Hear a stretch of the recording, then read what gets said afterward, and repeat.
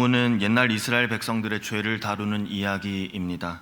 동시에 오늘 우리가 겪는 그리스도인으로서의 정체성의 위기와 또 삶과 신앙의 괴리로 인해서 오는 고통에 관한 이야기이기도 합니다. 에스라는 백성들이 이방 민족과 통혼하며 율법을 어겼다는 그 소식을 듣고 격렬하게 반응합니다. 그는 속옷과 겉옷을 찢고 머리털과 수염을 뜯으며 땅에 엎드려 울부짖습니다. 1절 이하 말씀에 이 일 후에 방백들이 내게 나와 이르되 이스라엘 백성과 제사장들과 레위 사람들이 이 땅 백성들에게서 떠나지 아니하고 이 땅의 사람들과 가증한 일을 행하여 2절 그들의 딸을 맞이하며 아내와 며느리로 삼아 거룩한 자손이 그 지방 사람들과 서로 섞이게 하는데 방백들과 고관들이 이 죄에 더욱 으뜸이 되었다 하는지라. 내가 이 일을 듣고 속옷과 겉옷을 찢고 머리털과 수염을 뜯으며 기가 막혀 앉으니.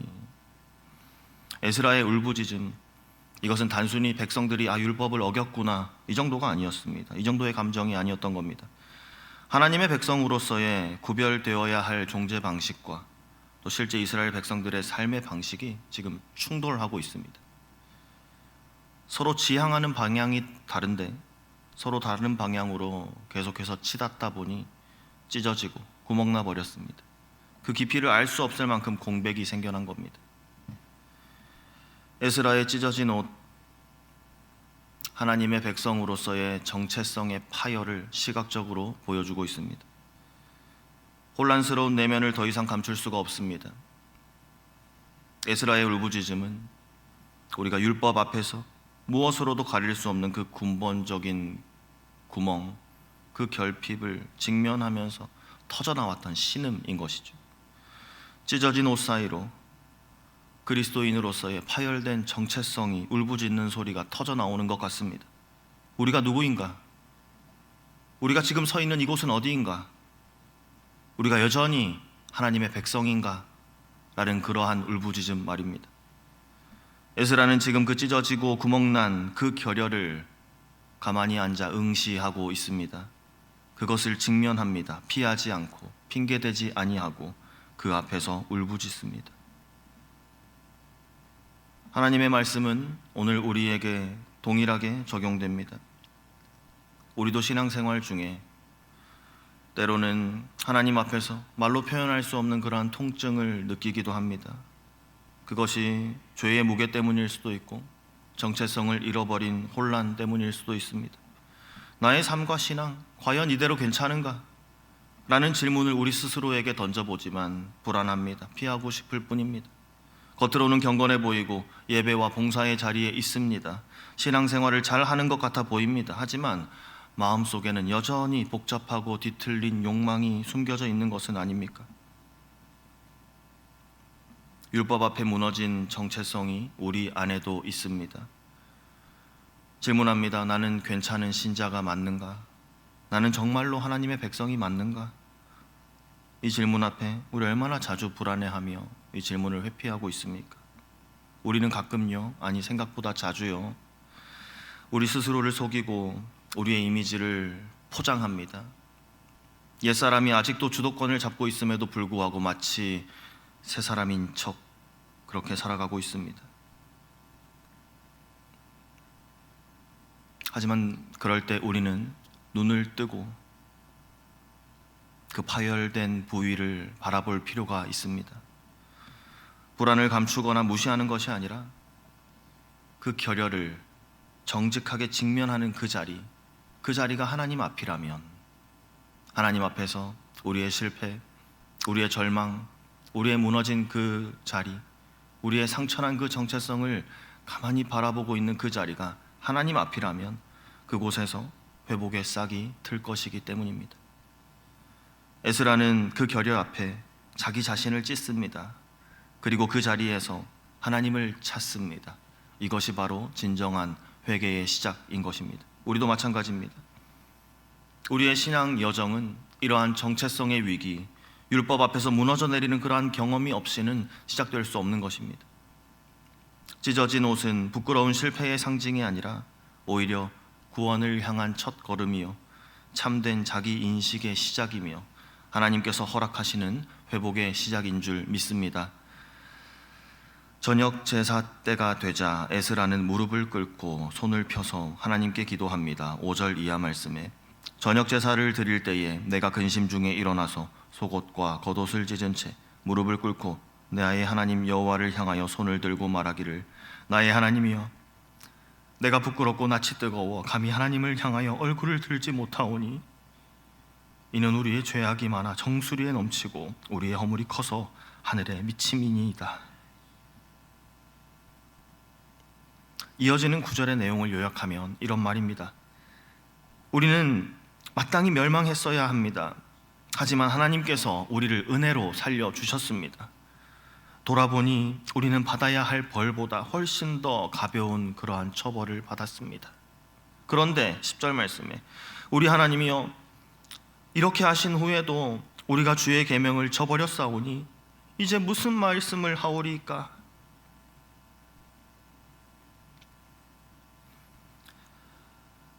에스라의 이러한 반응은 하나님 말씀 앞에서 진실된 반응이었습니다. 율법은 우리를 구원하는 것이 아닙니다. 우리가 얼마나 구원이 필요한 존재인지를 깨닫게 하는 것, 그것을 밝혀내는 것이 율법입니다. 율법이라는 빛이 우리의 삶에 비칠 때 우리 안에 숨어있던 욕망과 이기심, 우리의 교만함을 명확하게 보게 되는 것입니다.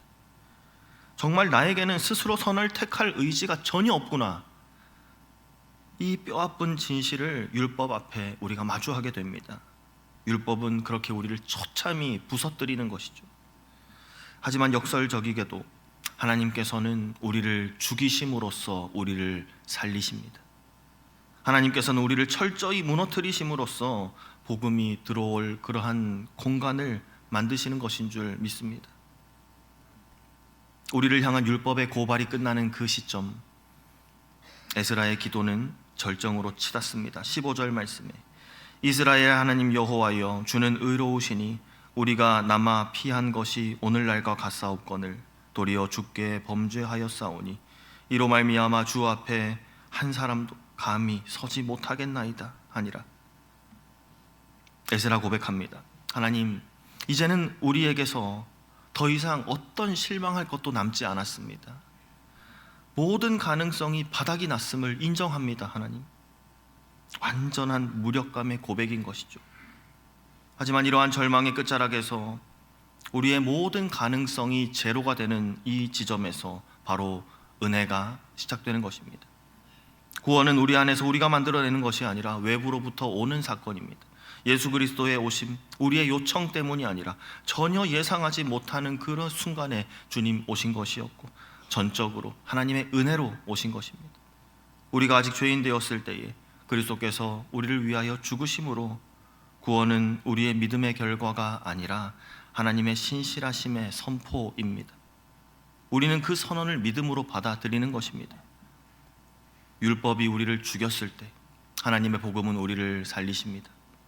율법이 드러낸 찢어진 옷 위에 복음은 다시는 찢어지지 않을 그리스도의 의의 새 옷을 입혀주십니다. 이 사건은 단순한 죄 사함을 넘어서 우리에게 새로운 정체성을 부여하는 그러한 창조의 사건인 것입니다. 새로운 정체성을 부여받은 우리입니다. 그런 우리는 어떻게 살아야 합니까? 루터는 신자의 삶을 동시에 의인이며 동시에 죄인이다, 이러한 역설로 정의했습니다. 우리는 여전히 죄와 씨름합니다. 그리스도 안에서 용서받고 의롭다는 선언을 받은 존재입니다. 동시에 그런 의미에서 우리의 신앙 여정은 마치 메비우스 띠를 달리는 것과 같습니다. 죄와 은혜, 회개와 믿음, 이것이 분리된 것이 아니라 하나의 길로 연결되어 있는 끊임없이 순환하는 여정인 것입니다. 이 순환의 반복은 단순히 그저 반복하는 것이 아니라 더 깊어지고 더 넓어지는 그러한 나선형의 여정인 것이죠. 처음에 우리가 문제라고 생각했던 우리 안의 그 결여, 우리 안에 있는 그 구멍, 우리가 하나님의 백성으로서 살아가야 할 그 정체성이 분명히 있는데 우리의 삶이 그에 합하지 않은 모습으로 치닫는 것을 바라볼 때 그러한 결여, 그러한 구멍은 바로 하나님께서 있어야 할 자리임을 믿습니다. 율법이 그 구멍을 정직하게 드러내고 복음은 바로 그 구멍 안으로 들어와서 죄를 직면하며 겸손해진 우리의 심령을 채우고 새롭게 하시는 줄 믿습니다. 찢어진 옷의 흔적, 우리의 실패, 우리의 약점, 이러한 것들은 더 이상 우리의 수치가 아닙니다. 그 흔적은 오히려 우리의 인생 가운데 하나님의 은혜가 머물렀던 자리입니다. 그분의 이름이 새겨진 표지입니다. 바울이 가졌던 그 가시처럼 찢긴 흔적은 역설적으로 은혜의 깊이를 증명하는 것입니다. 우리의 정체성은 내 안의 가능성, 나의 노력 이런 것이 아니라 우리 하나님 선언하시는 내가 너를 지명하여 불렀나니 너는 내 것이다, 그렇게 선언하시는 하나님의 부르심 속에 있는 줄 믿습니다. 사랑하는 성도 여러분, 신앙은 우리가 온전한 척 우리 자신을 포장하는 것이 아닙니다. 찢어진 나를 인정하고 그 구멍난 정체성 위에 임하시는 은혜를 매일매일 받아들이는 것, 그것입니다. 우리는 스스로를 지킬 수 없는 연약한 존재이지만 찢어진 옷 위에 그리스도의 이름이 새겨질 때 우리는 다시 하나님의 사람으로 회복되는 줄 믿습니다. 오늘 하루 우리가 살아갈 때에 그리스도의 이름으로 새 옷을 입고 회개와 믿음의 그러한 메비우스 띠를 따라 걷는 복된 신앙의 삶을 살아가시는 저와 우리 모든 성도님들의 삶이 되기를 간절히 소망합니다. 아멘. 함께 기도하겠습니다.